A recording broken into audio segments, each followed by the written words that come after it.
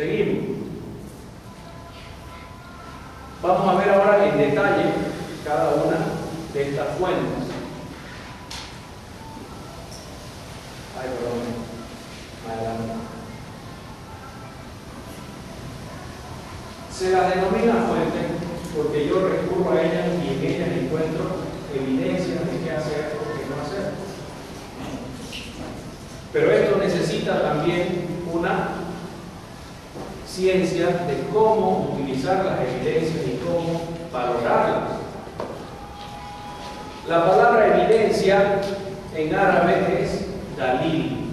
Dalil significa prueba o evidencia. De manera general, las clasificamos las pruebas o evidencias en tres. Tenemos lo que en árabe se llama dalil aqli, que vendría a ser una evidencia certera, es decir, algo que está dicho exactamente como nosotros lo tenemos que aplicar, que no da lugar a ambigüedades. Por ejemplo, el tema de las 5 oraciones, los 5 rezos diarios. Dios lo ha dicho de 500 maneras distintas en el Corán, de manera que no haya ambigüedades. ¿Será que tengo que rezar 4 y medio, 3, 27, 50? No, 5. 5. Entonces decimos que para el rezo, los 5 rezos diarios tenemos pruebas certeras. Dalil aqli. Es decir, que es una verdad irrefutable. Alguien que venga y nos diga, ¿sabes qué? Hay que rezar 6 rezos. La gente se ríe, puede ir a 4 lados y charla. No merece más. Sin embargo, hay otro tipo de evidencia que son subjetivas. Es decir, el jurista llega a la fuente, llega al texto y él entiende que la fuente le está diciendo hay que hacer así. Pero otro jurista entiende otra cosa. En esa situación se dice que la prueba es subjetiva, porque la subjetividad, la interpretación personal del jurista, forma parte importante de la prueba. ¿Qué pasa cuando hay diferentes interpretaciones subjetivas? Bueno, se da un debate. En el Islam se da el debate cuando uno vea necesario. Los más grandes juristas de la historia del Islam siempre han dicho, si mi opinión va en contra de la del profeta, tire mi opinión contra la pared, no sirve para nada. Y hay muchas situaciones donde estas evidencias subjetivas nos dejan lugar a que nosotros podamos enriquecer más la ley. Finalmente tenemos la evidencia débil. Estaba viendo hace un rato una noticia sobre por qué usar el velo o no usar el velo.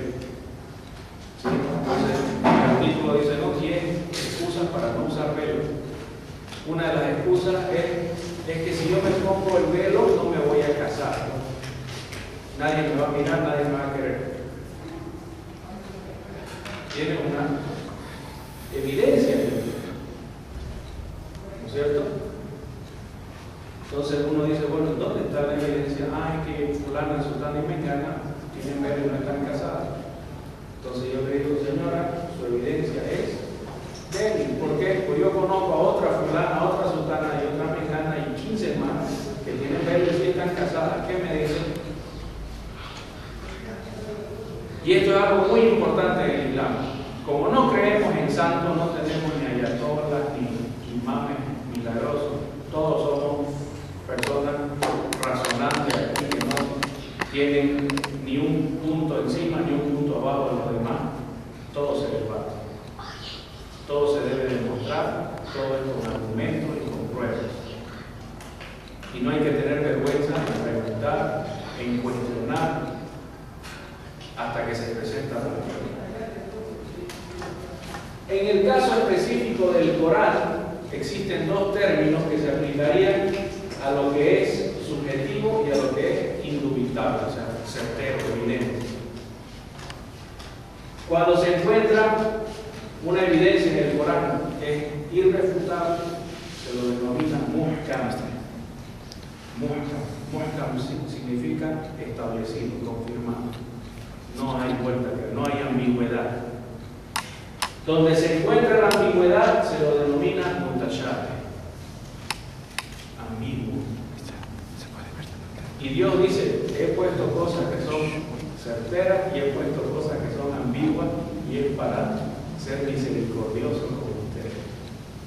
Porque en las ambigüedades se dan diferentes opiniones, ¿cierto? Las diferentes opiniones, si se mantienen al mismo nivel, resultan en libertad para la persona de tomar la opinión que él vea conveniente. En el caso del hadiz también tenemos distintos términos que se aplican a las evidencias.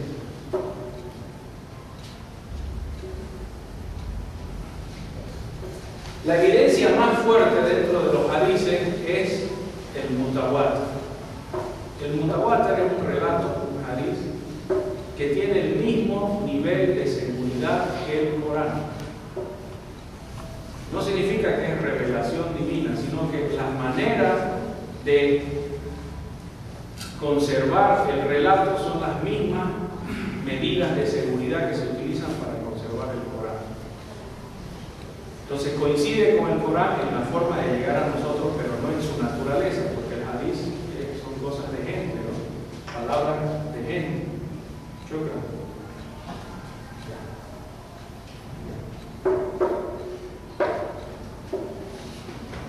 Entonces, cuando ustedes escuchen tal cosa, decimos y tenemos como evidencia, como prueba, un hadith mutawatir, es el nivel más alto de evidencia en el hadith, en el asunto.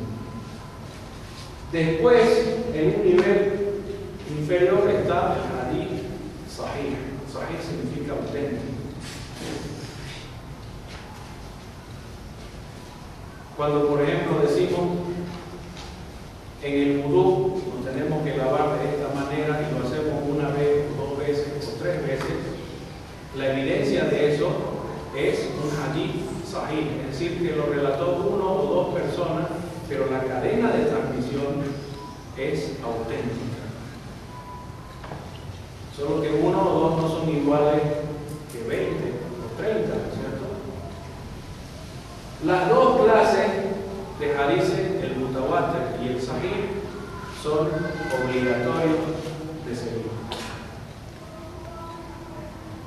Después tenemos el hadith hasan. Hasan significa aceptable. Aceptable significa que lo podemos tomar como evidencia, pero es un relato que por sí solo no se sustenta. Necesita ser confirmado con otros relatos que digan, ¿sí?, cosas parecidas. Generalmente el hadith hasan no viene solo, tiene que ser un grupo de relatos que se apoyen entre sí. Después tenemos daif, débil. Sin ánimo de ofender, digamos, ¿no? Pero trato de utilizar ejemplos que se dan aquí. El caso más normal de un hadith daif es el Nuevo Testamento. Pablo dice, no, porque la noche de la última cena Jesús en la Eucaristía dijo que el pan es vino. Un ratito. ¿Usted lo conoció a Jesús? No, yo del año 35 me caí de un burro y Jesús se me apareció. Lo siento, su relato es débil. Yo no tengo pruebas, ustedes mismos no tienen prueba de que Jesús les haya contado cómo hizo la Eucaristía y cómo hizo la última cena. No, pero es que el borrazo me ayudó a ver mejor las cosas. Por favor, esa es una evidencia débil en el Nuevo Testamento. Y lamentablemente la mitad del Nuevo Testamento se sustenta sobre los relatos de este señor que nunca lo conoció a su supuesta fuente. Y si más lo analizamos a Pablo, vamos a tener problemas peores, ¿no? O sea que Jesús vino 3 años a la tierra, le enseñó de todo a los apóstoles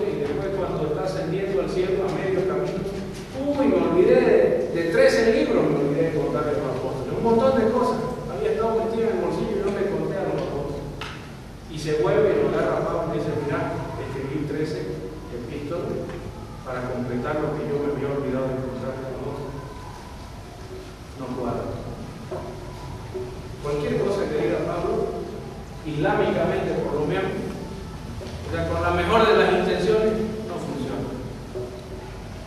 Los 13 libros del Nuevo Testamento que están bajo la autoría de Pablo, Saulo de Tarso, no llegan a ser una evidencia aceptable. Después tenemos algo que denominamos maudú. Maudú es falso. Alguien lo introdujo en el conjunto de los hadices. Da un ejemplo de hadiz de maudú. El profeta, esto lo dicen los vendedores de berenjena, el profeta dice que todos los viernes, después de ir a la oración del viernes, hay que comer berenjena. ¿Sí? Bueno, ¿y quién le contó a ustedes de dónde sale eso? Ah, no, el vecino me dijo que en el otro pueblo hay un señor. Los vendedores de berenjena hacen su propaganda de manera ilícita. Es como la propaganda electoral, más o menos. Se inventan y lo inmiscuyen al pobre profeta. Obviamente esto no sucede en todas partes, sino que se dio en ciertos momentos cuando disminuyó la decencia. Entonces dice, usted dice que es un hadiz, sí, pero es un hadiz maudú, falso. La única relación que tiene con el profeta es el nombre, nada más de hadiz, porque lo demás no tiene ningún sustento, su reclamo de que el profeta dijo eso. Después tenemos hadiz marfú, es el que se comprueba que llega hasta el profeta. Bien, son varias clasificaciones. Hay una ciencia que se denomina mustalah al-hadith, que nos sirve para comprobar si algo que se atribuye al profeta realmente lo dijo el profeta. Y como le digo, todo esto es un esfuerzo racional, sistemático, científico. Hay que investigar las biografías de los señores, hay que ver si alguno se volvió, digamos, chocho ya en su mayoría de edad, en su vejez, y el relato lo hizo cuando ya era viejo, con todas las circunstancias lógicas y racionales que se puedan dar. O sea, no hay lugar aquí para sueños, ni insinuaciones, o indicaciones, ni, como dicen, inspiración. Dice, Dios inspiró al evangelista. No, aquí no. Aquí es investigar, leer, averiguar, cuestionar, confrontar. Todos son acciones racionales. Bien, avanzamos.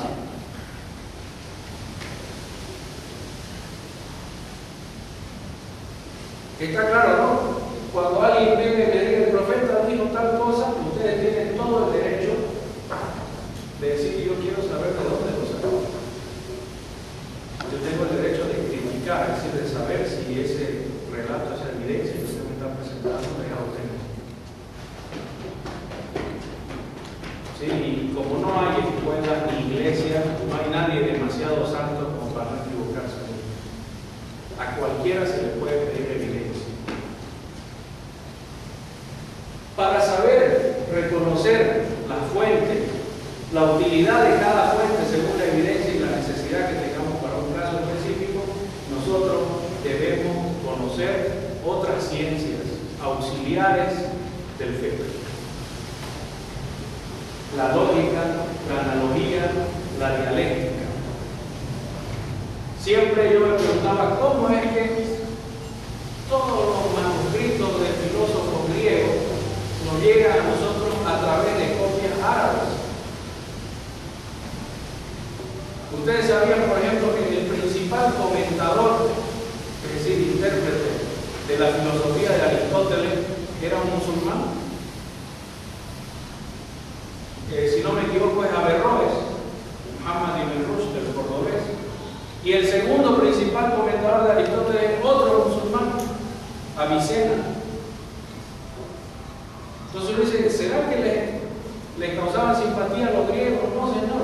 Los musulmanes, en su búsqueda de llegar a la verdad respecto a la revelación de Dios, a las pruebas, utilizaron los avances de los griegos. Porque todo instrumento es lícito para llegar a la verdad. Entonces no hubo ni vanidad, ni decir que ellos eran muy blancos, muy verdes o muy azules, o andaban con esas falditas medio raras, no importa. Ellos hicieron grandes avances, era lo máximo en la humanidad en lo que respecta a esta ciencia. Entonces, los musulmanes consultaban a estos señores y utilizaban lo que ellos habían aportado. Historia, historiografía, tradición profética. La historia para saber si fulano que dice que sultano le contó realmente se encontraron históricamente. Es un hecho histórico que se encontraron. Yo no puedo decir, a mí Simón Bolívar me contó, porque entre mi persona y Simón Bolívar hay casi 180 años, creo, ¿no?, de diferencia. Entonces yo estoy utilizando un argumento que no tiene sustento histórico. La historiografía, la crítica a los textos históricos. Y avanzamos. Crítica a la documentación histórica. Esto aquí no es como la historiografía. Esto es lo que llama es crítica histórica, ¿no? Por ejemplo, en un libro yo me fijo el autor. El autor puede ser seguidor de un partido político y va a hacer apología de ese partido político. Entonces la historiografía me dice lo que está fuera del libro, pero si yo voy a ir al documento mismo, necesito otra ciencia, ¿sí?, para saber cómo lo que está afuera entra en el documento, lo distorsiona y hace que ya no sea útil para mí. Si yo voy a leer una biografía de Evo, la de Contreras tendrá su valor, pero sabemos, ¿no es cierto?, que si Robin hace la biografía a Batman, no va a decir que era malo, porque le pegaba. Bien, la epistemología, las ciencias coránicas, que son aparte, hasta la aritmética, usos y costumbres de las regiones, ciencias de la investigación criminal o criminología, psicología, etc. El idioma árabe también es muy importante. Entonces, un jurista no es una persona, como le digo, que se va a dormir y el Señor le inspira la interpretación. Es un hombre que trabaja mucho. No por nada los juristas más destacados se los llaman mujtahidun, los esforzados. Avanzamos. Alguien, aquí a manera de anécdota, ¿por qué será que es necesario estudiar el árabe o conocer por lo menos el idioma árabe, aunque sea de manera superficial? ¿Alguien tiene alguna respuesta lógica a eso? No, porque tenemos que aprender su idioma y es posible tratar de entender el idioma para poder entender el significado de cada una de las suras de las leyes del Corán, porque las traducciones en este momento siempre son afectadas, por eso que a veces hay confusión. Los iraníes dicen que los árabes someten a los musulmanes, los obligan a aprender su cultura, los maltratan. O sea, hay un motivo racional que no tiene nada que ver con la raza árabe. El Sagrado Corán se reveló en árabe. Todos los árabes del mundo se pueden morir, pero el libro va a seguir siendo revelado en árabe. ¿No es cierto?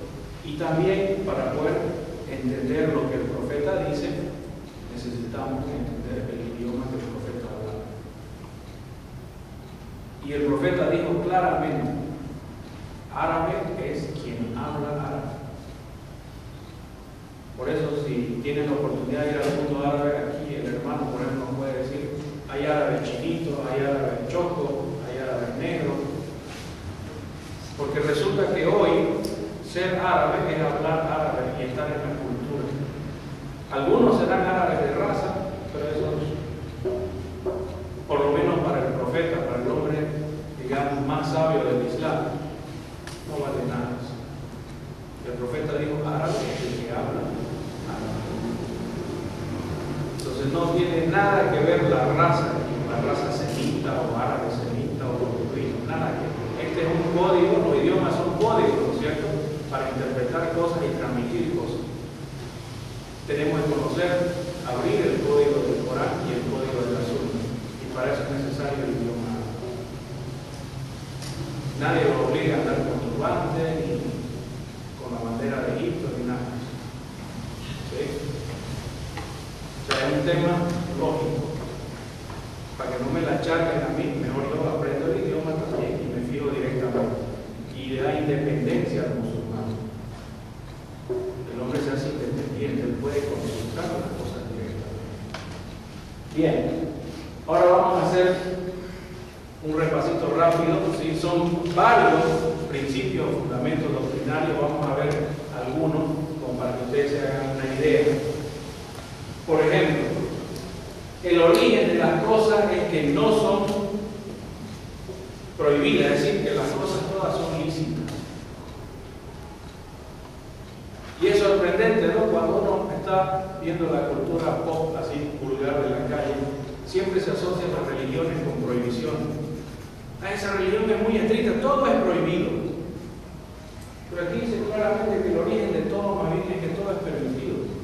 Las cosas prohibidas son pocas.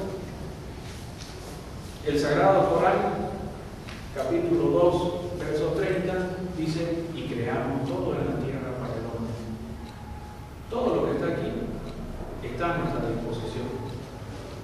Obviamente no vamos a quemar y no vamos a meter como combustible en una fábrica, ¿no es cierto? Nuestra disposición, nuestra responsabilidad, lo quebra lo paga.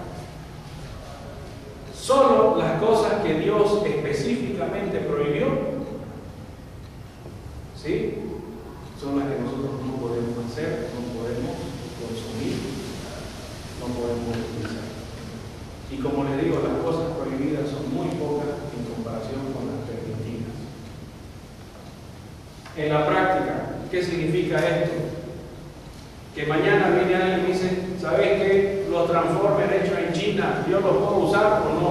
Miércoles, ¿qué es un transformer? Explican primero, ya son unos juguetes, unos robots que se hacen autos ya. ¿Y por qué lo hacen en China? Porque ya no lo hacen en Estados Unidos, es muy caro. ¿Y cómo sé yo si es prohibido o no? De entrada se puede usar, pues no tenemos pruebas de que sea prohibido. Y todas las cosas en su origen son lícitas. Entonces, ¿sabes qué? Papá anda a jugar con los robotitos hasta que yo encuentre una prueba de que no se puede. No hay problema. ¿Se dan cuenta? Mientras no exista una evidencia de que algo es prohibido, nosotros lo podemos utilizar. Los musulmanes, en el pasado, antes de que se revele la prohibición, los musulmanes consumían alcohol. Y había varios que consumían hasta que se les comunicó que no se podía.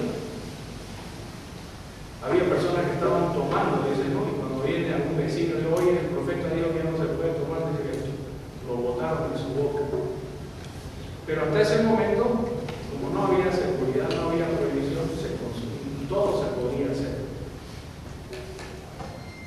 Otro principio: dictar lo prohibido y lo permitido son derechos exclusivos de Dios. Esto lo vimos en la mañana, ¿no es cierto? Como Dios es el único soberano, Dios es el único legislador por pleno derecho. Cuando alguien se pone a decir: no, esto se puede, esto no se puede, no lo hagas así porque no está bien, tiene que decidirse, o sea, va a querer ocupar el puesto de Dios. Es un problema grave, especialmente para los gobiernos, ¿no es cierto?, lo que se llaman gobiernos laicos. Dios es el soberano. Y si nosotros queremos que la gente haga una cosa contraria o diferente a lo que Dios dice, es camisa de 12 varas. Nos estamos metiendo en problemas graves. Dios dice en el Sagrado Corán: si todos los genios y los hombres se unen para hacerte daño, no te van a poder hacer nada que Dios no haya predestinado. Entonces, de nada le sirve a un gobernante que está contra Dios, que le lleva la contra a Dios. De nada le sirve tener a todo el pueblo ahí a su favor, no sirve de nada. Porque él se está atribuyendo algo que no es de su derecho. Aquí en Bolivia no se da mucho el caso porque directamente no conocemos el Islam como en otras religiones, pero tenemos países donde viven musulmanes que los gobernantes agarran y dicen: ¿saben qué? Los franceses, las ONG francesas han puesto un montón de plata y desde mañana ya no se van a poder casar con varias mujeres porque a los franceses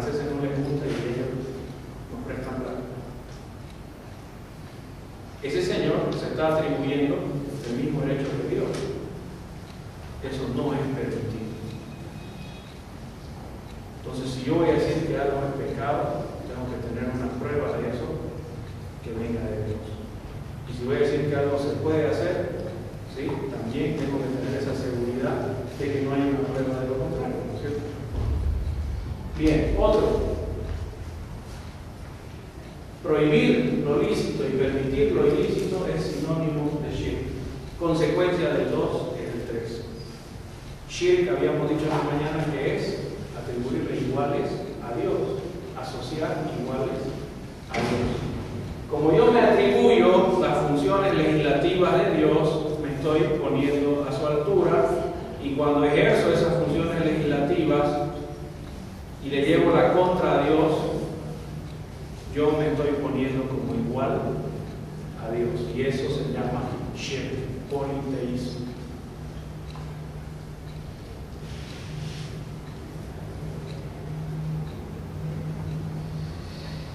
En general, ustedes se dan cuenta,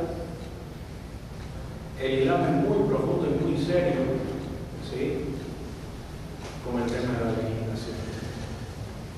Por eso los musulmanes tenemos un grave debate, ¿no es cierto?, con el mundo cristiano, con el mundo liberal, con el mundo socialista. Pero para nosotros tiene que haber una estructura racional de dónde sacamos las leyes. Y la necesidad del pueblo, o sea, Dios la contempla, y si usted piensa que no la contempla Dios, bueno, usted busque también el bienestar de la gente, pero sin llevarle la contra a Dios. 4. Si algo es prohibido, es porque es impuro, es decir, es dañino para el consumo humano. O sea, Dios no nos prohíbe las cosas buenas. Hasta las cosas que más nos gustan, ¿sí?, Dios nos puede decir, bueno, consuma en tal proporción, pero si se pasa, ya no puede. Entonces, Dios nunca nos va a prohibir algo bueno. Nunca. Si hay una prohibición es porque existe un peligro en esa sustancia que Dios nos está prohibiendo. Y si hay algún tipo de acción es porque hay un peligro en esa acción. Otro principio, lo lícito es suficiente. Algunas personas dicen, ay, pero es que si yo no puedo tomar mi vasito de vino, no voy a poder digerir nunca la comida, me voy a morir. No, está de moda eso, los médicos, tomaste tu vasito de puro mono de los gauchos me enseñaron a tomar vino. Aquí en Bolivia solo los chapacos conocían el vino, los demás bolivianos, chicha, cerveza, no había vino. Y alguna vez se murió